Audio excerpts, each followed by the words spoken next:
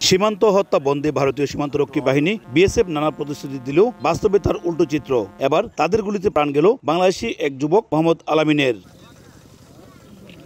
নিহতের পরিবার ও এলাকাবাসী জানায়, শুক্রবার সন্ধ্যায় পুঠিয়া সীমান্তের ওপারে গরু আনতে যায় পুঠিয়া দক্ষিণ পাড়ার নোয়াবাড়ির যুবক আলামিন। এ সময় ভারত বাংলাদেশ সীমান্তে আলামিনকে লক্ষ্য করে গুলি চালায় বিএসএফ। তারা গুরুতর আহত অবস্থায় আলামিনকে সেখান থেকে উদ্ধার করে ত্রিপুরা বিশালগড় হাসপাতালে নিয়ে যায়। পরে রাত ৯টার দিকে ওই হাসপাতালে মারা যান তিনি। এদিকে আলামিনের মৃত্যুর খবরে দিশেহারা হয়ে পড়েন পরিবারের সদস্যরা। স্ত্রী এবং বৃদ্ধ মা বাবা বারবার কান্নায় মূর্ছা যাচ্ছেন। তারা হত্যাকাণ্ডের বিচার দাবি করেন। গরু ছুটে গেছি, ইন্ডিয়া গেছি ছুটিয়া যাই কেন পরে এখান থেকে আনতে যাওয়া নেওয়ার পরে ইন্ডিয়া বিয়েছে আমার ভিতরে গুলি দিয়া হত্যাকারী করছে। আমার ছেলে কি করছে আমি বিচার চাই। আমার ছেলে আমি লাভ চাই।